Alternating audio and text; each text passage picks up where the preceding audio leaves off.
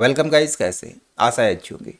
साथियों, आप किसी भी एग्जाम की तैयारी कर रहे हो, आप एसएससी सीएचएसएल की तैयारी कर रहे हो या सीजीएल की तैयारी कर रहे हैं या फिर आप कोई स्टेट एग्जाम की तैयारी कर रहे हैं, हर एक एग्जाम में कंप्यूटर से रिलेटेड क्वेश्चन जरूर पूछे जाते हैं। और इन सभी एग्जाम्स में जो कॉमन क्वेश्चन आते हैं, जो इंपॉर्टेंट क्वेश्चंस होते हैं, उन सभी क्वेश्चंस को लगभग हम इस वीडियो में कवर करने वाले हैं। इससे पहले भी मैंने कंप्यूटर जीके से संबंधित वीडियो बनाया है जिसमें मैंने डिटेल से समझाया है कि आप किसी भी प्रकार के क्वेश्चन को किस प्रकार से फाइट कर सकते हैं। तो यहाँ पे जो मैं क्वेश्चन बताने वाला हूँ, ये सारे इंपॉर्टेंट क्वेश्चन होने वाले हैं। यदि आप वीडियो को देखना नहीं चाह रहे तो आप हेडफोन लगा के फ़ोन जेब में डाल सकते हैं। सुनने से भी ये सारे क्वेश्चन मैं आपको रटवा दूंगा, तो इस वीडियो में अंत तक बने रहिएगा। नमस्कार साथियों, मेरा नाम है मनोज कुमार और आप देख रहे हैं अपना यूट्यूब चैनल गुरुजी कंप्यूटर कोर्स। तो चलिए सीख लेते हैं। देखिए, इस क्वेश्चन को देख करके ये मत सोचना कि ये साधारण क्वेश्चन है। ये साधारण क्वेश्चन नहीं है। मैंने ये क्वेश्चन इसलिए लिया है क्योंकि इसमें आपके बहुत सारे कन्फ्यूजन आगे होने वाले हैं, जो उन कन्फ्यूजन्स को दूर करेंगे और फिर हम आईटी लेवल तक के क्वेश्चन यहाँ पे देखने वाले हैं। तो सिंपल सा क्वेश्चन है, कंप्यूटर का जनक किसे कहा जाता है, सभी को पता है, बता देंगे। सिंपल सा आंसर है इसका, चार्ल्स बेबेज, जिसको कि कंप्यूटर का जनक या फादर ऑफ कंप्यूटर कहा जाता है। ठीक है, ध्यान रखना क्वेश्चन पे और इसके आंसर पे, क्योंकि हम नेक्स्ट क्वेश्चन देखने वाले हैं। देखो, भारत में निर्मित पहला कंप्यूटर कौन सा है। अभी आप धीरे धीरे कंफ्यूज होते चले जाएंगे क्योंकि मैंने क्वेश्चन इस टाइप के लिए है जिनमें हम कंफ्यूज हो सकते हैं उसके आंसर को लेकर के। तो भारत में जो पहला कंप्यूटर है, परम, सिद्धार्थ, भीष्मा या ऐरावत, आपको पता है तो अपना आंसर दीजिए, वरना इसका सही आंसर है सिद्धार्थ, जो है भारत का पहला कंप्यूटर है, भारत में निर्मित पहला कंप्यूटर है। ठीक है, क्वेश्चन आपने समझ लिया। नेक्स्ट क्वेश्चन देखिए, यहाँ पे कंप्यूटर का हिंदी नाम क्या है। भाई, कोई विद्युत उपकरण है इसका नाम, या संगणक है, या लिपिक है, या नन ऑफ दीज है। तो इसका नाम है संगणक। यदि कहीं पे गणक आ जाए या संगणक आ जाए तो इसका सही आंसर संगणक ही होगा। यहाँ पे मैंने पहले ही आंसर को बोल्ड कर लिया था तो आपको पता चल गया होगा। लेकिन अभी आप इस कंप्यूटर में थोड़ा सा कंफ्यूज होंगे, भारत में निर्मित पहला सुपर कंप्यूटर कौन सा था। देखो, अभी तो ये पूछ रहा है भारत में निर्मित पहला सुपर कंप्यूटर कौन सा था। क्वेश्चन ये भी हो सकता है कि भारत में निर्मित पहला कंप्यूटर कौन सा था, और इसी से रिलेटेड क्वेश्चन कि पहला कंप्यूटर कौन सा है या पहला सुपर कंप्यूटर कौन सा है। तो ये सारे अलग अलग आंसर होंगे इन चारों क्वेश्चंस के। तो क्वेश्चन में थोड़ा सा समझने की जरूरत होती है। यहाँ पे पूछा गया भारत में निर्मित पहला सुपर कंप्यूटर कौन सा था, परम 8000, ऐरावत, सिद्धार्थ या परम रुद्रा। तो इसका सही आंसर होगा ए, परम 8000, भारत में निर्मित पहला सुपर कंप्यूटर। ध्यान रहेगा ना। आगे देखो, यहाँ पे भारत का सबसे तेज सुपर कंप्यूटर। तो देखो, है ना सवाल मिलते जुलते जो कंफ्यूज कर सकते हैं। तो ध्यान रहे, भारत का पहला सुपर कंप्यूटर तो परम 8000 था, लेकिन भारत का सबसे तेज सुपर कंप्यूटर कौन सा है। ऐरावत है, गॉड है, जटायु है या वासुकी है। जो सबसे तेज सुपर कंप्यूटर है भारत का, उसका नाम है ऐरावत। राइट आंसर उसका ए हो जाएगा, ऐरावत। देखो, विश्व में निर्मित प्रथम प्रोसेसर कौन सा है। The first processor manufactured in the world, Intel 8080, Intel 4004, Z80 या MC 6800। जो पे आंसर इन ऑप्शन में ही छुपा हुआ है, क्योंकि बी ऑप्शन के सामने मैंने लिखा है नवंबर 1971, जो कि यह इंटेल 4004 इसका राइट आंसर होगा। विश्व में निर्मित प्रथम प्रोसेसर, उसके बाद इंटेल 8080 मैन्युफैक्चर हुआ था। ठीक है, नेक्स्ट आंसर देखिएगा, सुपर कंप्यूटर का जनक कौन है। देखिए, कंफ्यूज होते हैं ना, कंप्यूटर का जनक कौन है और सुपर कंप्यूटर का जनक कौन है। नाम है सैंडफोर्ड, शेमोर क्रे, चार्ल्स बेबेज या हेनरी फोर्ड। तो यहाँ पे चार्ल्स बेबेज तो नहीं होगा, क्योंकि चार्ल्स बेबेज तो कंप्यूटर का जनक है, बट सुपर कंप्यूटर तो बाद में आए ना। तो सुपर कंप्यूटर के जनक यहाँ पे होंगे शेमोर क्रे नाम है जिनका, वो सुपर कंप्यूटर के जनक कहे जाते हैं, सुपर कंप्यूटर के फादर कहलाते हैं। Father of super computer in India, तो यहाँ पे शेमोर क्रे को आंसर मत दे देना यदि आपके पास आंसर में आ जाए शेमोर क्रे, क्योंकि सुपर कंप्यूटर के फादर तो शेमोर क्रे हैं, बट भारत में सुपर कंप्यूटर के जनक कौन है। उनके ऑप्शन है डॉक्टर विजय भाटकर, एस कुमार मित्रा, रंगस्वामी नरसिम्हा या नन ऑफ दीज, या इनमें से कोई भी नहीं है। तो यदि आपने क्वेश्चन सही से नहीं पढ़ा होगा तो आंसर डी दोगे, क्योंकि नन ऑफ दीज, क्योंकि यहाँ पे शैम और करे का नाम नहीं है। बट इसका सही आंसर होगा ए, डॉक्टर विजय भाटकर, जो कि भारत के सुपर कंप्यूटर के जनक हैं। याद रहेगा, क्योंकि नेक्स्ट क्वेश्चन अभी देखो, भारत में कंप्यूटर का जनक कौन है? यहाँ पर डॉक्टर विजय भाटकर नहीं है कंप्यूटर के जनक। डॉक्टर विजय भाटकर कौन है? डॉक्टर विजय भाटकर थे भारत के सुपर कंप्यूटर के जनक। और कंप्यूटर के जनक कौन है? इसका राइट आंसर होगा रंगास्वामी नरसिम्हा। ठीक है, ये कंफ्यूजन होते हैं, इसलिए मैंने इन क्वेश्चंस को लिया है ताकि आप इनके क्वेश्चन को पढ़ के ध्यान रखें कि क्या पूछा गया है, उसके अनुसार सही आंसर दे। राइट, आगे चलते हैं। वर्तमान में किस पीढ़ी का कंप्यूटर इस्तेमाल किया जा रहा है? सेकंड जनरेशन का, थर्ड जनरेशन, फोर्थ या फिफ्थ जनरेशन? फिलहाल जो आज के दिन जो कंप्यूटर इस्तेमाल किया जा रहा है वो फिफ्थ जनरेशन कंप्यूटर चल रहा है, तो राइट आंसर डी हो जाएगा। आगे देखो, व्हाट इज याहू? याहू क्या है? एक सर्च इंजन है या वेब ब्राउजर है, सॉफ्टवेयर है, प्रोग्राम या सोशल मीडिया की है ये याहू? तो देखिए, वेब ब्राउजर क्या होते हैं आपको पता होना चाहिए। जहाँ भी हम ब्राउजिंग करते हैं, जो एप्लीकेशन होती है, जैसे गूगल क्रोम हो गया, मोजिला फायरफॉक्स, ओपेरा या माइक्रोसॉफ्ट एज, ये सारे वेब ब्राउज़र कहलाते हैं। याहू एक सॉफ्टवेयर प्रोग्राम नहीं है, कोई सोशल मीडिया प्लेटफॉर्म नहीं है। याहू एक सर्च इंजन है।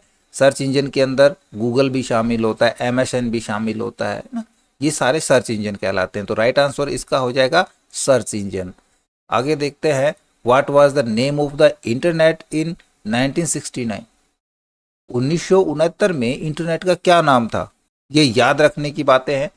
ऑप्शन देखिए पहले तो, आर्पानेट, यूनिएक, इंट्रानेट या ईथरनेट? इसका राइट आंसर होगा ARPANET.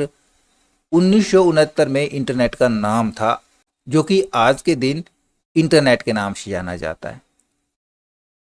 What is the full form of EBCDIC? किसी भी वर्ड की फुल फॉर्म के लिए आपको पता होना चाहिए कि एक्चुअल में उससे क्या बन सकता है, क्योंकि जो भी ऑप्शन दिए जाएंगे वो मिलते जुलते दिए जाएंगे। ठीक है ना, तो इसका राइट आंसर आपका हो जाएगा extended binary coded decimal interchange code. ठीक है, अब बाकी का आंसर मैच करिए इस आंसर से, ये सेम मिलते जुलते मिलेंगे आपको, बट आपने पहचानना है उसमें से। यदि आपको फुल फॉर्म नहीं पता होती है तो तुक्का मारने के लिए उसको थोड़ा सा पहचानना जरूरी है। तो आप सभी फुल फॉर्म्स का आपको नहीं भी पता है तो भी आप आसानी से आइडिया लगा पाएंगे। फुल फॉर्म्स के एक क्वेश्चन जरूर आएगा। आगे मैंने बहुत सारी फुल फॉर्म्स ली है, उससे पहले क्वेश्चन देखिए, बाय डिफॉल्ट पेज का जूम कितना होता है? किसी भी प्रकार का पेज हो, चाहे हम वेब ब्राउजिंग कर रहे हैं या फिर कोई सॉफ्टवेयर ले रहे हैं, उनका बाय डिफॉल्ट जो जूमिंग होता है वो 100% ही होता है। या तो हम 100% से कम करेंगे या उससे ज़्यादा करेंगे, तो राइट आंसर इसका क्या हो जाएगा? 100% इसका हो जाएगा सी आंसर। ठीक है, an example of full duplex. अब डुप्लेक्स क्या होता है पहले ये समझ लीजिए, और सिंपलेक्स क्या होता है। वो रास्ता जिससे आया और गया दोनों तरफ का होता है वो डुप्लेक्स कहलाता है, और जिससे सिर्फ जो हम वन में कहते हैं जिसको, कि एक तरफ से जाना ही जाना है या फिर आना ही आना है, तो सिंपलेक्स कहलाता है। अब इसके ऑप्शन देखिएगा, mobile phone, walkie talkie, radio या नन।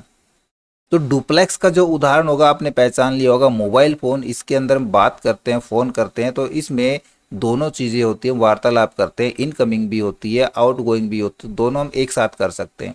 वॉकी टॉकी है, इसको हम हाफ डुप्लेक्स कह सकते हैं, क्योंकि इसमें भी इनकम और आउट दोनों होती हैं, बट एक बार में एक ही चीज़ होती है, पहले आउट फिर कट करके इन कर सकते हैं ना, तो वॉकी टॉकी को हाफ डुप्लेक्स कह सकते हैं। रेडियो ओनली सिंपलेक्स का एग्जाम्पल है, इसमें हम सिर्फ सुन सकते हैं, कह नहीं सकते। तो सिंपलेक्स के हाफ डुप्लेक्स और फुल्ली डुप्लेक्स का एग्जाम्पल आप समझ गए होंगे। तो इसका राइट आंसर ए हो जाएगा, मोबाइल फ़ोन। इसका आंसर देखोगे। नेक्स्ट क्वेश्चन चेक करा लेते हैं, what is the full form of SSO? SSO का नाम बहुत सुना होगा आपने। अब SSO का पूरी फुल फॉर्म जानिए क्या हो सकती है। सिंगल साइन ऑन हो सकता है, सिंगल साइन ऑनलाइन हो सकता है, या शेयर सर्विस ऑर्गेनाइजेशन हो सकता है। तो यहाँ पे तुक्का मारने का तरीका बताता हूँ मैं। यहाँ पे देखो, नन में तो नहीं हो सकता, क्योंकि यहाँ पे दो आंसर हैं वो सिमिलर से हैं, जैसे सिंगल साइन ऑन और सिंगल साइन ऑनलाइन। तो यदि आपने थोड़ा बहुत SSO को सुना है तो ये सिंगल साइन ऑनलाइन नहीं होता है, ये सिंगल साइन ऑन होता है। तो इसका राइट आंसर ऑन हो जाएगा। करेक्ट। आगे चलते हैं, व्हाट इज स्पाइडर, मकड़ी क्या है। मकड़ी, यहाँ पे हम क्वेश्चन कंप्यूटर के पढ़ रहे हैं तो दीवारों पे रेंगने वाली मकड़ियाँ नहीं है, यहाँ पे मकड़ी से संबंध है कंप्यूटर में जाल बुनने वाली मकड़ी। आंसर देखिए, this is a program of search engine, क्या एक सर्च इंजन का प्रोग्राम है spider. This is programming language या ऑपरेटिंग सिस्टम है या फिर एक ब्राउजर है। तो मकड़ी नाम का आपने ऑपरेटिंग सिस्टम तो नहीं सुना होगा, है ना, ब्राउजर भी शायद नहीं सुना होगा, तो ये सी और डी तो नहीं हो सकते, तो आंसर कहाँ पे है, ए और बी के अंदर है। और मकड़ी एक प्रोग्रामिंग लैंग्वेज भी नहीं हो सकती, तो राइट आंसर क्या हो सकता है इसका, ए। तो इसका राइट आंसर हो जाएगा this is a program of search engine, ये एक सर्च इंजन का एक प्रोग्राम होता है। ठीक है, तो अगर यदि आपने तुक्का भी लगाना है तो इस प्रकार से लगाना है। आगे चलते देखते हैं next question, which of this is the free web browser, इनमें से फ्री वेब ब्राउजर कौन सा है। क्या गूगल क्रोम वेब ब्राउजर है, फ्री है। मोजिला फायरफॉक्स आपने यूज किया है, फ्री यूज किया होगा। डॉल्फिन, ये भी एक वेब ब्राउजर होता है, ये भी फ्री होता है। तो इसका सही आंसर ये सभी फ्री है भाई, ऑल ऑफ दीज, यानी कि राइट आंसर इसका हो जाएगा डी। क्लियर, आगे देखो, इसी प्रकार से आपने क्वेश्चन को समझना है। एमएस वर्ड की फाइल का डिफॉल्ट नाम क्या होता है। देखो माइक्रोसॉफ्ट वर्ड में जब भी हम कोई फाइल सेव करते हैं बिना कोई नाम दिए, न्यू फाइल जब भी लेते हैं तो बाय डिफॉल्ट किस नाम से सेव होती है। तो आपको पता होना चाहिए माइक्रोसॉफ्ट वर्ड में काम क्या होता है।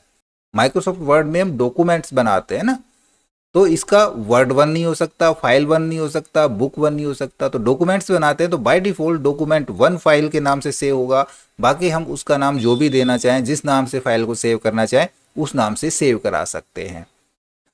Who is the inventor of internet, internet के आविष्कारक कौन है। चार्ल्स बेबेज है, विंडसर्फ है, डेनिस रिच है, मार्टिन कूपर है। यदि आप तुक्का लगाने में माहिर हैं तो तुक्का लगा लीजिए और देखिए आपने क्या तुक्का लगाया, क्योंकि इसका राइट आंसर मैं बताने जा रहा हूं बी, विंडसर्फ। ये इंटरनेट के आविष्कारक है, ठीक है ना, ध्यान रहेगा, इंटरनेट का आविष्कार इन्होंने ही किया था। निम्नलिखित में एक वैध सेल पता कौन सा है, following the note a valid cell address पता नहीं है। क्वेश्चन में अभी देखो हम गलत कर देते हैं ना, तो क्या पूछ रखा है यहाँ पे, following the note a valid cell address, इनमें से एक वैलिड सेल एड्रेस नहीं है। आपने एक्सेल में काम किया होगा तो मैं आपको बता दूं कि जितने भी सेल्स होते हैं जहाँ पे एक कॉलम और एक रो का इंटरसेक्शन होता है वो एक सेल कहलाता है, और उस सेल का एक पर्टिकुलर नेम होता है। वो नेम उस कॉलम का और उस रो का कॉम्बिनेशन होता है। मान लीजिए हम A1 में जाते हैं तो कॉलम A और रो 1, या फिर हम क्लिक कराएं कहीं भी H कॉलम के अंदर रो नंबर 10, तो सेल का एड्रेस हो जाएगा H10, और साथ में कौन सी सीट, हम जिस सीट में काम करें उस सीट का नाम। ठीक है, अब इसमें से पहचानिए कौन सा एक वैध सेल एड्रेस नहीं है।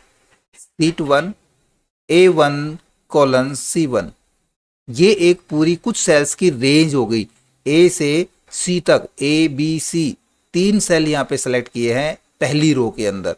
सीट 2, ठीक है, सीट 2 है भाई, उसमें HH88 बिल्कुल सेल हो सकता है। सीट 1 1DC10, देखो इस प्रकार का सेल नहीं होता।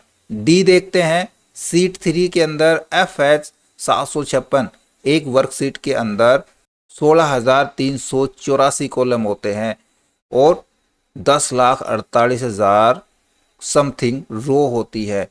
तो यहाँ पे FH तक कॉलम हो सकता है और 756 रो भी हो सकती है। तो ये भी आंसर हमारा ये सही है, बट इसमें पूछा गया है सेल वैलिड सेल एड्रेस नहीं है। वो कौन सा नहीं है, जो नंबर से शुरू नहीं होगा, क्योंकि सेल एड्रेस हमेशा कॉलम पहले आता है फिर रो आती है। तो DC10 मान लेते हम, यहाँ पे 1DC10 नहीं मानेंगे, ये रोंग है और यही हमारा राइट आंसर हो जाएगा। ठीक है, आगे चलते हैं। विश्व का पहला सर्च इंजन कौन सा है। हमने बहुत सारे सर्च इंजन बताए आपको, याहू बताया, गूगल बताया, डूडल बताया, है ना। आरसी नहीं बताया था, आरसी भी होता है एक। तो डूडल और आरसी में से कुछ एक हो सकता है, क्योंकि याहू और गूगल तो हमने सुना है अभी भी यूज़ कर रहे हैं। जो और भी ओल्डेस्ट है वो डूडल हो सकता है, क्योंकि डूडल भी गूगल का ही नाम था। बट इससे भी पहला पुराना मैं आपको बता दूं, याद रखने की चीज़ है, इसका राइट आंसर है बी, आरसी जो है वो सबसे पहला सर्च इंजन है। किस पीढ़ी में आईसी को मुख्य घटक के रूप में प्रयोग किया जाता है। यानी कि in which generation use IC as a main component. First generation, देखिए फर्स्ट जनरेशन के अंदर क्या था, वैक्यूम ट्यूब्स यूज हुए थे। सेकंड जनरेशन में ट्रांजिस्टर्स यूज हुए थे। थर्ड जनरेशन के अंदर इंटीग्रेटेड सर्किट्स यानी कि आईसी यूज हुए थे।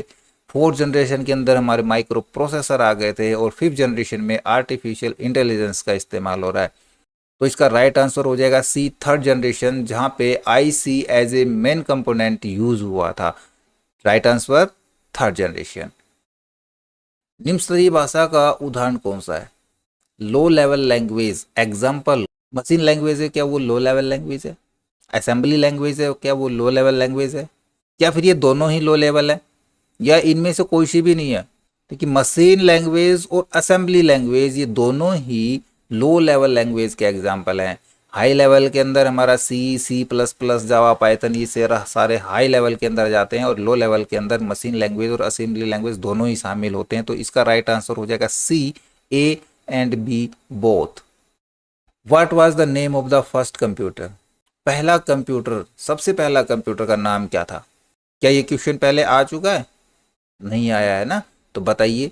अटारिस था, एनियाक था, टेंडी था, या नोवेल्ला था?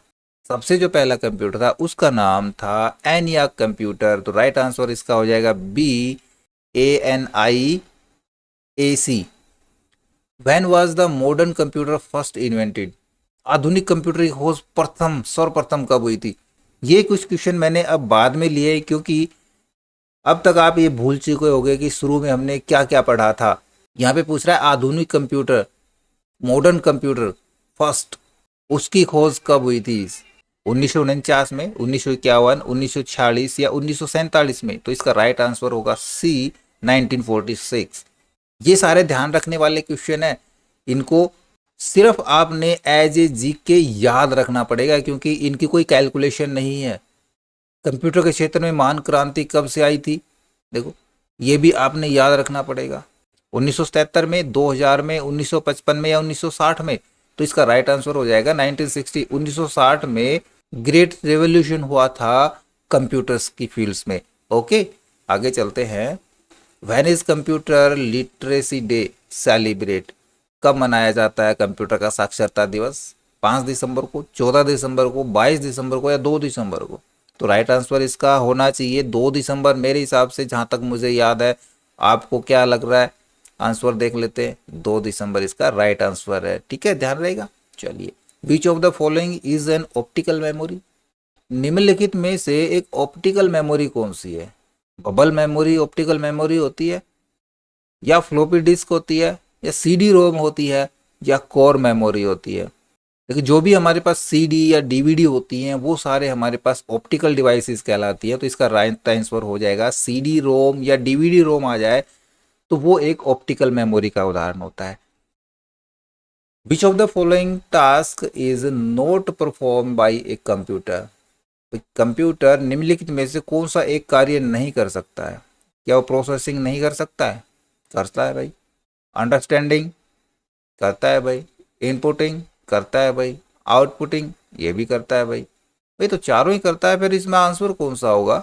कंप्यूटर इनपुट लेता है, आउटपुट देता है, प्रोसेसिंग करता है, बट वो समझता नहीं है।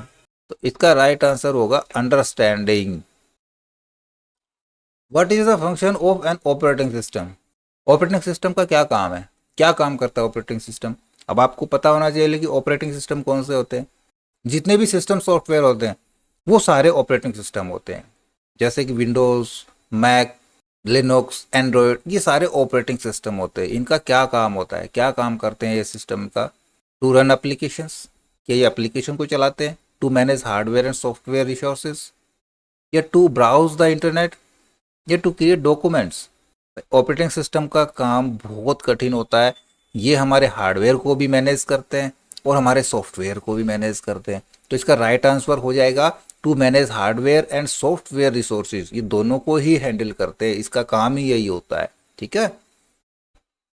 What is the purpose of A firewall in computer system? अब देखो यहाँ पे कुछ क्वेश्चन ऐसे मैं करवाने वाला हूँ जिनका नाम आपने सुना है बट एक्चुअल में उनका यूज नहीं पता, उनकी डेफिनेशन नहीं पता है, और वो डेफिनेशन आपको एक ही लाइन या एक वर्ड के अंदर यहाँ पे मिलने वाली है। कंप्यूटर सुरक्षा में फायरवॉल का उद्देश्य क्या है, क्या पर्पज है फायरवॉल का? To speed up internet, internet की स्पीड को बढ़ाने के लिए, या फिर टू ब्लॉक अनऑथोराइज्ड एक्सेस, या टू इनक्रिप्ट डेटा, या स्कैन टू वायरस। तो कंप्यूटर का जो सिस्टम होता है, जो कंप्यूटर सिस्टम में जो फायरवॉल होती है उसका काम होता है अनचाहे जितने भी एक्सेस होते हैं उनको रोकने का काम होता है, ना कि वो स्कैन करता है वायरसेस को।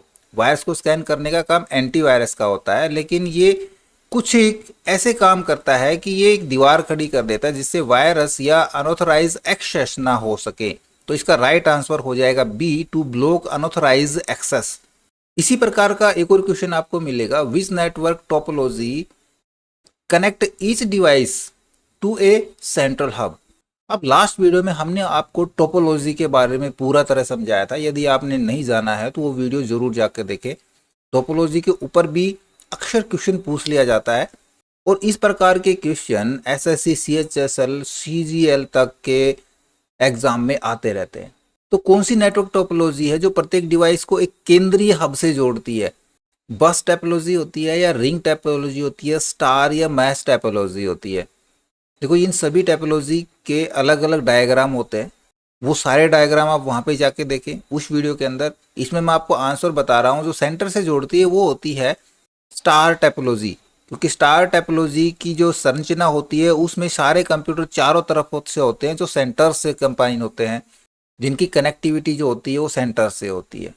इस वीडियो में जितने भी मैंने क्वेश्चन लिए वो हमारे प्रीवियस वीडियो से संबंधित हैं, सेम क्वेश्चन नहीं है बट उससे संबंधित क्वेश्चन आपको मिलेंगे। हम हर बार कुछ नए क्वेश्चन लेके आते रहते हैं। इसी प्रकार उसी टॉपिक से संबंधित ये क्वेश्चन है, बट उनमें से रिपीटेड क्वेश्चन नहीं है। देखिए, what is the protocol use for sending emails. देखो यहाँ पे सेंडिंग्स की स्पेलिंग मिस्टेक हो रही है, यहाँ पे है ना, ईमेल भेजने के लिए किस प्रोटोकॉल का उपयोग किया जाता है। तो ये सारे प्रोटोकॉल मैंने आपको समझाए थे। HTTP क्या काम करता है, FTP क्या काम करता है, SMTP क्या काम करता है और TCP/IP क्या काम करता है, इनकी सभी की फुल फॉर्म्स भी मैंने वहाँ पे बताई हुई है। जो ईमेल भेजने के लिए जो प्रोटोकॉल यूज होता है उस प्रोटोकॉल का नाम है SMTP प्रोटोकॉल, ठीक है। FTP होता है फाइल ट्रांसफर प्रोटोकॉल, HTTP होता है हाइपर टेक्स्ट ट्रांसफर प्रोटोकॉल। तो यदि आप हमारे रेगुलर यूजर हैं तो आपको पता होगा, ये सारे क्वेश्चन आपको याद हो गए होंगे, है ना। इसी प्रकार what does HTML stands for, एक और फुल फॉर्म आपके पास आ गई है। HTML का अर्थ क्या है? यदि आपने HTML पढ़ा है तो मैं बता दूं कि वेब डेवलप के अंदर सबसे ज़्यादा इस्तेमाल होने वाली जो लैंग्वेज है वो HTML लैंग्वेज है। इसकी फुल फॉर्म होती है हाइपर टेक्स्ट मार्कअप लैंग्वेज, और इसका राइट आंसर भी ए हो जाएगा, हाइपर टेक्स्ट मार्कअप लैंग्वेज, ठीक है। बाकी किसी पे ना जाए, सीधा सीधा इसका आंसर मैंने आपको बता दिया। विच programming language is often use for web development. यहाँ भी देखो ऑफन का ऑफर हो गया। वेब विकास के लिए अक्सर किस प्रोग्रामिंग भाषा का उपयोग किया जाता है? अभी मैंने आपके सामने जिक्र किया था कि HTML जो है वो सबसे ज़्यादा इस्तेमाल होती है वेब डेवलपिंग के लिए, लेकिन यहाँ पे HTML का नाम नहीं दिया है, यहाँ पे C++, जावा, पाइथन दिया गया है। तो लैंग्वेज ये तीनों ही होती है जो कि वेब डेवलपमेंट के लिए काम में यूज़ में आती है। चाहे हमने वेब डेवलपमेंट करना है या फिर एप्लीकेशन डेवलप करनी है, उसके लिए पाइथन, जावा और C++ तीनों का इस्तेमाल होता है। राइट आंसर इसका हो जाएगा ऑल ऑफ दीज, ठीक है। आगे चल के देखते हैं व्हाट इज डेटाबेस। अब डेटाबेस क्या होता है? डेटाबेस आपने सुना है, देखा है?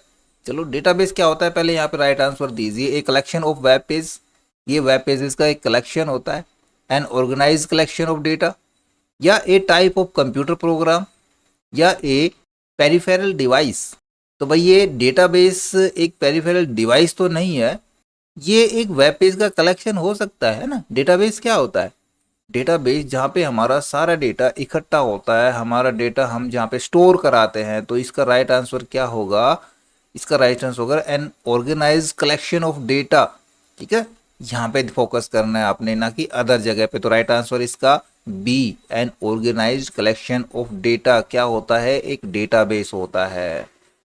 Which of the following is a type of malware. आपने सुना है मालवेयर, फर्मवेयर, है ना। तो निम्नलिखित में से कौन सा मालवेयर का एक प्रकार है? सॉफ्टवेयर एक मालवेयर होता है, हार्डवेयर एक मालवेयर होता है, फर्मवेयर भी नाम देखो यहाँ पे आ गया, क्या ये भी एक मालवेयर होता है, वायरस एक मालवेयर होता है, ठीक है। तो इसका राइट आंसर हो जाएगा डी, वायरस। आगे चलते हैं, what is cloud computing. Cloud computing क्या है? आंसर देखिए, storing data on a physical hard drive, या accessing computing resources over the internet, या यूजिंग ए डेस्कटॉप एप्लीकेशंस, या connecting to a local network. Clouding computer नाम से आपको मिल जाता है आंसर कि ये डेस्कटॉप एप्लीकेशन भी नहीं हो सकती, लोकल नेटवर्क भी नहीं हो सकता, या फिर फिजिकल जो हार्ड ड्राइव होती है वो भी तो हमारी लोकल कंप्यूटर के अंदर आ गई ना, तो आंसर ये नहीं हो सकता। इसका आंसर बी होगा, accessing computing resources over the internet, है ना। तो इसका सही आंसर हो जाएगा B. What is the full form of WiFi? WiFi सभी यूज करते हैं आज के दिन। क्या आपको पता है वाईफाई का पूरा नाम क्या है? क्या कहते हैं वाईफाई को? यदि पता है तो आंसर दीजिए, वरना यहाँ पे आंसर मैच कीजिएगा। वाईफाई का पूरा नाम क्या है? वाईफाई का पूरा नाम होता है वायरलेस फाइडेलिटी। किस किस को पता था कमेंट में जरूर लिख करके बताना। तब तक अगला क्वेश्चन देखते हैं, what is the purpose of A router in a network. जब किसी भी संस्था में हम नेटवर्क से कंप्यूटर को जोड़ते हैं तो वहाँ पे एक राउटर का इस्तेमाल होता है। तो राउटर का उद्देश्य क्या होता है, क्यों लगाया जाता है router? To connect devices within a LAN. LAN का फुल फॉर्म होती है लोकल एरिया नेटवर्क। या लोकल एरिया नेटवर्क के बीच जितने डिवाइस है उनको कनेक्ट करने के लिए लगाया जाता है। या to connect multiple networks together, या to provide wireless internet access, या टू एम्पलीफाई नेटवर्क सिग्नल्स। इनमें से राउटर का इस्तेमाल क्या होता है? राउटर का इस्तेमाल होता है भाई to connect multiple networks together. एक से ज़्यादा नेटवर्क को एक दूसरे के साथ जोड़ने के लिए किया जाता है लोकल एरिया नेटवर्क को। ठीक है, अब आंसर में कंफ्यूज मत होना, क्योंकि थोड़ी देर पहले हमने पढ़ा था व्हाट इज डेटाबेस, जहाँ पे पूरा डेटा इकट्ठा होता है, हम डेटा स्टोर कराते हैं, डेटाबेस कहलाता है। और डेटा क्या होता है? जो हम डेटा एंटर कराते हैं, एक कच्चा मटेरियल जो होता है वो डेटा कहलाता है। तो आंसर तो मैंने बता ही दिया, इसका आंसर क्या होगा? ये सेट ऑफ इंस्ट्रक्शन नहीं है, ये रॉ है, अनऑर्गेनाइज्ड फैक्ट्स। ठीक है, डेटा कहलाता है। राइट आंसर देखें इसका। ठीक है, इसका right answer B is right answer. चलो आगे देख लेते हैं, what is the function of the clipboard in computing. ये सारे वो नाम हैं जो आपने अक्सर सुने हैं, बट अगर ये क्वेश्चन में पूछ लिए जाएं तो शायद आप इनका सही से आंसर नहीं दे पाएंगे कि कंप्यूटर में क्लिपबोर्ड का क्या कार्य है, क्लिपबोर्ड क्या होता है। हम कोई एग्जाम देने नहीं जा रहे हैं जहाँ पे हमको क्लिपबोर्ड की ज़रूरत पड़ेगी। हम कंप्यूटर में क्लिपबोर्ड जान रहे हैं, तो क्लिपबोर्ड का मतलब ही क्लिपबोर्ड होता है। हम एग्जाम देने जा रहे हैं, एग्जाम में बैठे हैं, तो वहाँ पे हमने अपने आंसर सीट को या क्वेश्चन पेपर को क्लिपबोर्ड में लगाया और फिर निकाल के फिर दे दिया, यानी कि टेम्परेरी हमने उसको होल्ड किया है ना। तो उसी हिसाब से यहाँ पे आंसर चूज कीजिए, to store files permanently, to temporary store data for copying और moving, to manage system resources, या टू डिस्प्ले ग्राफिक्स। तो जैसा मैंने अभी बताया क्लिपबोर्ड का काम ही यही होता है, to temporary store data for copying और मूविंग। तो राइट आंसर हो जाएगा इसका बी। तो नाम से भी हमको पता चल जाता है कि वो चीज़ क्या है, क्या काम करती है। What is a shortcut in a computer. Computer में आपने बहुत सारे शॉर्टकट्स देखे होंगे। अब शॉर्टकट्स क्या होते हैं? क्या है shortcuts? A longer path to a file, a direct file itself, या a link to a file और एप्लीकेशन, या ए हिडन फाइल। ये शॉर्टकट्स क्या होते हैं, क्या काम करते हैं शॉर्टकट्स? ये शॉर्टकट्स किसी भी फाइल से या एप्लीकेशन का एक डायरेक्ट लिंक होता है कि हम उस एप्लीकेशन या फाइल को इस शॉर्टकट्स के जरिए क्लिक करा के ओपन करा सकते हैं। तो ये ए डायरेक्ट फाइल इटसेल्फ नहीं कहलाएगा, ये क्या कहलाएगा? ये ए लिंक टू ए फाइल और एप्लीकेशंस। शॉर्टकट्स क्या है? इसका आंसर सी है। What is pixel. पिक्सल सुने क्या होते हैं? पिक्सल सुने होते आंसर दीजिए, अगर नहीं सुने तो आंसर पढ़िए। A unit of memory, pixel एक मेमोरी की यूनिट होती है। A unit of processing speed, या the smallest unit of A digital image, A type of connector. Pixel क्या होते हैं? पिक्सल का मतलब एक डॉट या एक एलईडी, एक बल्ब हम जो कह सकते हैं।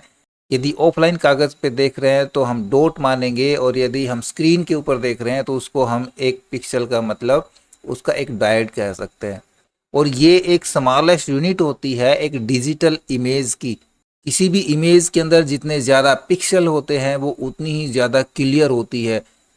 और जितने कम पिक्सल का मतलब कम डॉट्स होती हैं तो वो थोड़ी सी धुंधली होती है, ज़्यादा डॉट्स होते हैं वो क्लियरिटी नज़र आती है उसके अंदर। तो इसका राइट आंसर हो जाएगा the smallest unit of A digital image. What is the resolution of A display? अभी आपने पिक्सल पढ़ा, अब हम रेजोल्यूशन को जानेंगे कि रेजोल्यूशन क्या होता है। मैं रेजोल्यूशन द ब्राइटनेस लेवल, या किसी भी सिस्टम का एक ब्राइटनेस लेवल होता है रेजोल्यूशन, या साइज ऑफ स्क्रीन, स्क्रीन का साइज होता है, number of pixel it can display, या जो डिस्प्ले हो रहे हैं पिक्सल उनकी संख्या होती है, या रिफ्रेश रेट होता है। तो जब हमने पिक्सल को देखा था उसी में मैंने बता दिया था कि रेजोल्यूशन क्या होता है, कि जितने ज़्यादा पिक्सल होते हैं उतनी ही क्लियरिटी होती है। तो the number of pixel it can display, उतने पिक्सल हम कितने पिक्सल दिखाना चाह रहे हैं, डिस्प्ले कराना चाह रहे हैं, वही रेजोल्यूशन होता है। तो इसका राइट आंसर हो जाएगा C, the number of pixel it can display. What is the purpose of a USB port? अब यूएसबी पोर्ट भी आप लोग यूज करते हैं क्या, किस उद्देश्य से यूज करते हैं, क्या काम है यूएसबी पोर्ट का? To connect to the internet, to connect peripheral devices, to power the computer, या to connect to a network. जो मुख्य उद्देश्य होता है पेन ड्राइव लगाने का, या कहीं यूएसबी पोर्ट का जहाँ पे हम पेन ड्राइव लगाते हैं, उसका मुख्य उद्देश्य होता है टू कनेक्ट पेरिफेरल डिवाइसेस। उसी प्रकार की कोई डिवाइसेस हम उसमें कनेक्ट कर सकें, कोई भी यूएसबी डिवाइस हम वहाँ पे कनेक्ट कर सके, वो चाहे हम इंटरनेट कनेक्ट करने के लिए कर रहे हैं, डेटा ट्रांसफ़र कराने के लिए कर रहे हैं, या किसी और उद्देश्य, कोई कीबोर्ड या माउस हमने कनेक्ट कराना है, right.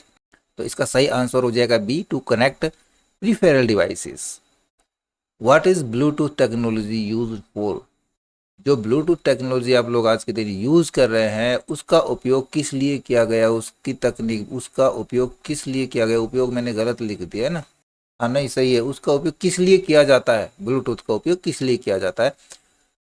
High speed wired communication के लिए, शॉर्ट रेंज वायरलेस कम्युनिकेशन के लिए, या लॉन्ग रेंज वायरलेस कम्युनिकेशन के लिए, या फिर connecting to a wired network. तो यहाँ पे connecting to a wired network तो नहीं होता है, वायर वाले जितने भी हैं वो नहीं आएंगे, वायरलेस वाले बी और सी में से हो सकता है, शॉर्ट रेंज वायरलेस कम्युनिकेशन या लॉन्ग रेंज। तो लॉन्ग रेंज ब्लूटूथ की इतनी कैपेसिटी नहीं होती है, तो राइट आंसर इसका बी होना चाहिए, शॉर्ट रेंज वायरलेस कम्युनिकेशन का। क्लियर, चलिए what is the purpose of A VPN? VPN का उद्देश्य क्या है? वीपीएन होता क्या है? वीपीएन होता है एक वर्चुअल प्राइवेट नेटवर्क होता है। आंसर देखिएगा, to increase internet speed, to create a resource connection over a public network, to block all internet access, या टू शेयर फाइल लोकली। अब देखिए आंसर जितना लंबा हो तो इसका मतलब वो नहीं है कि वही आंसर सही हो सकता है, हमको पता होना चाहिए। एक्चुअल में वीपीएन का जो नाम से हमको पता चल रहा है कि ये एक वर्चुअल प्राइवेट नेटवर्क है, तो इसका इस्तेमाल क्या होगा? ये होगा to create a resource connection over a public network. What is cookie in the context of web browsing? जब भी आप सर्फिंग करते हैं, इंटरनेट चला रहे हैं, तो वहाँ पे कुछ कुकीज़ के लिए ऑप्शन आता है, सेव योर कुकीज़, इस प्रकार से ना। तो ये कुकीज़ क्या है? ये एक प्रकार का मालवेयर है, या a small file stored by a website on your computer, या ए ब्राउज़र एक्सटेंशन, या ए वेबसाइट डिज़ाइन एलिमेंट्स। किसी वेबसाइट का ये एलिमेंट से डिज़ाइन किया हुआ एलिमेंट से कि ये बार बार आपके पास आता है, या कोई ब्राउज़र कोई एक्सटेंशन है जो जब भी आप कोई वेब पेज खोलते हैं तो एकदम से सामने खुल जाता है, या कोई एक छोटी फाइल है जो किसी वेबसाइट द्वारा आपके कंप्यूटर में स्टोर की जा रही है। यस, ये क्या है? ये एक स्मॉल फाइल है स्टोर्ड बाय ए वेबसाइट, जो किसी भी एक वेबसाइट द्वारा, जो वेबसाइट आप खोल रहे हैं, जिसके ऊपर सर्च कर रहे हैं, उसके द्वारा आपके कंप्यूटर में स्टोर की जा रही है। क्यों स्टोर की जा रही है? ये परमानेंट स्टोर नहीं होती है, कुछ समय के लिए स्टोर होती है कि आपकी कुछ जानकारी अपने पास ले सके। यदि आप इसको अलाउ करते हैं, अलाउ करने के बाद आप जब भी, चलो इसको छोड़िए, अलाउ करने के बाद आप जो लोगों ने एक चीज़ नोटिस की होगी कि आप कोई भी बात सोचते हैं या कुछ आप सर्च करा रहे हैं, आपने कोई एक प्रोडक्ट सर्च कराया, फिर आपने फेसबुक को ओपन किया तो आपने देखा फेसबुक के ऊपर उसी प्रकार की ऐड आ रही है जो प्रोडक्ट आप थोड़ी देर पहले सोच रहे थे या जिक्र कर रहे थे, है ना। तो ये काम किसका होता है? कुकीज़ का होता है। वो आपके सिस्टम में एक छोटी सी फाइल टेम्परेरी सेव हो जाती है और वो आपकी इंफॉर्मेशन उस वेबसाइट को भेजती है कि आप किस चीज़ में इंटरेस्ट रखते हैं। इस प्रकार की जानकारी के लिए कुकीज़ फाइल किसी के भी सिस्टम में स्टोर कर दी जाती है, बट ये उस यूजर की परमिशन के बाद ही स्टोर होती हैं। लेकिन कुछ एक वेबसाइट होती है जो यूजर की परमिशन नहीं मांगती और वो उनकी इन्फॉर्मेशन को ले लेती है। तो कुकी क्या होती है, आपके समझ में आ गया। राइट आंसर इसका बी हो जाएगा। आगे देखते हैं, व्हाट इज फिशिंग। फिशिंग का मतलब होता है मछली पकड़ना, है ना। तो मछली पकड़ना, फिशिंग क्या होता है, मतलब जाल में फंसाना। अब आंसर देखिए, ए टाइप ऑफ शॉर्ट्स लॉगिन, के एक लॉगिन करने का एक प्रकार है ना। नहीं है भाई। A technique to steal personal information online, या a method to improve search engine rankings. नहीं भाई, फिशिंग सर्च इंजन को रैंकिंग कराने के लिए तो नहीं हो सकता। A type of computer game, क्या है कंप्यूटर गेम फिशिंग। गेम नहीं है भाई, यहाँ पे गेम के बारे में नहीं पूछा गया है। ये एक टेक्निक है to steal personal information online, ठीक है ना। तो फिशिंग से बच के रहिएगा। इसका राइट आंसर बी हो जाएगा। चलो आगे देख लेते हैं, what is the purpose of IP address. आप जब भी इंटरनेट यूज़ करें तो आपके नेट का जो आप यूज़ करें तो आपका एक आईपी एड्रेस होता है ना। तो आईपी एड्रेस क्या होता है, उसका क्या काम होता है, टू आइडेंटिफाई ये वेबसाइट, किसी भी एक वेबसाइट को आइडेंटिफाई करने का काम होता है, या to identify device on a network, या टू इनक्रिप्ट डेटा, या टू फिल्टर स्पैम ईमेल्स। नहीं, आईपी एड्रेस का काम ना तो डेटा को इनक्रिप्ट करना होता है, ना स्पैम मेल्स को फिल्टर कराना होता है। उसका काम होता है to identify a device on a network. तो राइट आंसर इसका बी हो जाएगा। What is the function of DNS, domain name system. इसका क्या काम होता है, to translate IP address to domain names, to manage network security, to speed up internet browsing, या टू स्टोर वेबसाइट फाइल्स। सही उत्तर इसका हो जाएगा to translate IP address to domain name. Clear. Domain name, सब डोमेन और top level, ये सारे मैंने लास्ट वीडियो में कवर किए हैं। आप वो वीडियो जरूर देखें। आपके इस वीडियो के आधे से ज़्यादा आंसर आप वो वीडियो देखने के बाद दे देंगे, इतना मैंने वहाँ पे समझाया है। चल अगला क्वेश्चन देख लेते हैं, व्हाट इज वर्चुअलाइजेशंस। अब वर्चुअलाइजेशन क्या है, इसके आंसर देखिए, creating physical hardware, creating a virtual version of somethings, या डिलीटिंग फाइल्स परमानेंटली, या ऑर्गेनाइजिंग सॉफ्टवेयर एप्लीकेशन। अब यहाँ तक देखते देखते आप इतने तो इंटेलिजेंट हो गए होंगे कि आंसर तुरंत गैस कर लिया होगा आप लोगों ने ना। ये क्योंकि ये किसी भी डिलीटिंग फाइल नहीं होती है, परमानेंट डिलीट करने के लिए नहीं होता वर्चुअलाइजेशन। ये कुछ चीज़ों का वर्चुअल वर्जन बनाने के लिए होता है इसका इस्तेमाल। तो वर्चुअलाइजेशन क्या होता है, creating a virtual version of some things, है ना। कुछ चीज़ों का वर्चुअल वर्जन बनाने के लिए वर्चुअलाइजेशन का यूज़ होता है। चलो अगला क्वेश्चन देख लेते हैं, what is the internet of things, यानी कि IoT, इंटरनेट ऑफ थिंग्स क्या होता है। A network of only computers, a network of physical objects embedded with sensor of software, a faster type of internet connection, या a new type of social media. तो अब आप यहाँ पे answer में कंफ्यूजन बिल्कुल ढूंढ पाएंगे, क्योंकि यहाँ पे देखो आप सोचोगे आंसर जो नीचे छुपा हुआ ये ज़्यादा बड़ा आंसर नहीं है ना। आंसर तो छोटा ही होना चाहिए इसका। तो बी को तो आप ध्यान में नहीं दोगे। तो इंटरनेट ऑफ थिंग्स क्या होता है फिर बताइए, ए नेटवर्क ओनली कंप्यूटर्स होता है। नहीं भाई, कंप्यूटर के लिए नेटवर्क थोड़ी होता है, फ़ोन में भी चलाते हैं हम तो। A faster type of internet connection. नहीं भाई, इंटरनेट कनेक्शन के तेज का थोड़ी है, इंटरनेट ऑफ थिंग्स का मतलब ये थोड़ी है। या फिर ए न्यू टाइप सोशल मीडिया। नहीं भाई, ये भी नहीं है। इसका आंसर क्या होगा, इसका आंसर बी हो जाएगा। ये मैंने कंफ्यूज करने के लिए यहाँ पे देखो छोटा आंसर लिखा है, मैंने सिर्फ इसका नंबर लिख दिया बी, मैंने पूरा आंसर नहीं लिखा, ताकि आप थोड़ा सा कंफ्यूज हो जाएं। क्योंकि आप साइज देख लेते हैं आंसर का, कितना साइज छुपा रखा है, उस हिसाब से भी आंसर दे देते हैं। तो इसका राइट आंसर होगा a network of physical objects embedded with sensors of softwares. Right. चलो अगला क्वेश्चन देख लेते हैं, व्हाट इज मशीन लर्निंग। आपने देखा मशीन लैंग्वेज कौन कौन सी, मशीन लैंग्वेज मैंने बताया था, असेंबली लैंग्वेज बताया था, दोनों कौन सी होती है, ये लो लेवल लैंग्वेज होती है। तो यहाँ पे है मशीन लर्निंग क्या है, programming computers explicit instructions, A subset of AI that allows systems to learn from data, या designing computer hardware, creating graphical user interface. तो यहाँ पे सीधी सीधी कुछ ऑप्शंस है जो बेवकूफ़ बनाने लगी है। क्रिएटिंग ग्राफिक यूजर इंटरफेस के लिए तो नहीं हो सकता ये मशीन लर्निंग, और डिज़ाइनिंग कंप्यूटर हार्डवेयर लिए भी नहीं हो सकता। अभी हार्डवेयर कैसे बनाएंगे, मशीन लर्निंग से थोड़ी हार्डवेयर बनते हैं, ये दोनों तो नहीं हो सकते। हमारा आंसर ए या बी में से है। ये प्रोग्रामिंग कंप्यूटर एक्सप्लिसिट इंस्ट्रक्शंस है या फिर एक subset of AI that allow system to learn from data. इसका राइट आंसर हो जाएगा B, a subset of AI that allow system to learn from data. अगला क्वेश्चन देखते हैं, which of the following is the correct syntax of output hello world in C. अब देखो कुछ हम प्रोग्रामिंग से संबंधित क्वेश्चन करेंगे क्योंकि आईटी लेवल तक के क्वेश्चन यहाँ पे हम आपको करवा रहे हैं, तो इस प्रकार के क्वेश्चन भी जान लेने बहुत जरूरी है। और यदि आप कोई भी लैंग्वेज सीखने के इच्छुक हैं, आपने सी, सी प्लस प्लस, जावा, HTML, CSS, पाइथन, यदि आप ये सारे सीखने के इच्छुक हैं तो आप हमारे पहले वाले चैनल पे आ सकते हैं। नीचे डिस्क्रिप्शन में मैंने उसका लिंक दिया है। चैनल का नाम है कंप्यूटर ज्ञान गुरुजी। वहाँ पे मैंने सभी का कंप्लीट ट्यूटोरियल डाला हुआ है। लेसन वाइज मैंने पूरी सीरीज तैयार करी है, तो आप वहाँ पे पूरी लैंग्वेजेस सीख सकते हैं। ये सारे आंसर आपको वहाँ पे मिल जाएंगे। यहाँ पे ऑप्शन देखिए, हम टाइप करें प्रिंट और ब्रैकेट्स के अंदर लिखें कोट्स में हेलो वर्ल्ड, क्या ये सही है? क्या इससे ये आउटपुट हमको मिल जाएगा हेलो वर्ल्ड?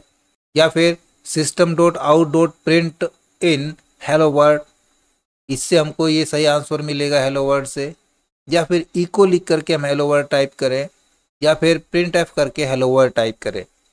तो यहाँ पे इसका सही आंसर होगा प्रिंट कमांड होती है ये सी के अंदर, जिसको हम लिखते हैं प्रिंट एफ से, और ब्रैकेट्स के अंदर डबल कोट्स के अंदर जो भी हम टेक्स्ट देंगे, जो भी स्ट्रिंग पास कराएंगे वो प्रिंट हो जाएगी, वो हमारा आउटपुट मिल जाएगा। तो राइट आंसर होगा इसका D, print F hello world. अगला क्वेश्चन भी हमारा सी से संबंधित है, विच header file is required for using the print F functions. अब देखिए हेडर फाइल्स क्या होती है। हेडर फाइल्स वो होती है जिसमें उससे संबंधित प्रोग्राम्स की सारी फंक्शनलिटी उसी हेडर फाइल के अंदर होती है।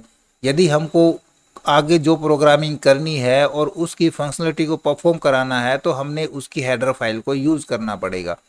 कुछ हेडर फाइल्स यहाँ पे दी गई है, conio.h, stdio.h, math.h या sting.h। तो इनमें से कौन सी हेडर फाइल है जिसके अंदर प्रिंट एफ फंक्शन की फंक्शनलिटी छुपी हुई है? वो हेडर फाइल का नाम है stdio.h। तो इसका राइट आंसर हो जाएगा B. Which of the following is use for a single line comment in C. हम सी प्रोग्रामिंग में यदि कोई कमेंट पास कराना चाह रहे हैं तो हम किस प्रकार से लिखेंगे?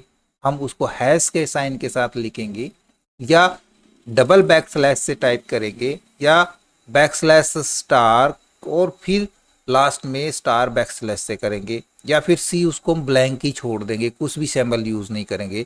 तो उस कमेंट के लिए राइट आंसर होगा इसका बी, हम डबल बैक स्लैश से यूज़ करेंगे जो भी हमने कमेंट पास कराना है सी प्रोग्रामिंग के अंदर। Which data type is use to store a single character. कोई भी काम करते हैं प्रोग्रामिंग के अंदर तो हमारे पास कुछ डेटा टाइप होते हैं, जिसमें से कैर, इंट, फ्लोट, डबल, ये सारे डेटा टाइप हैं। इनमें से कौन सा डेटा टाइप है जो एक सिंगल कैरेक्टर को स्टोर कराता है?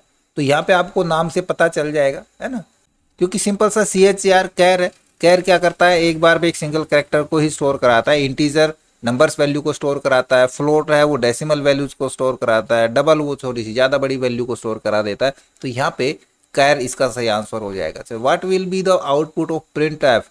यदि हम कमांड दें प्रिंट एफ ब्रैकेट्स के अंदर लिखा %d, 10 + 5 × 2, तो इसका आउटपुट क्या आएगा?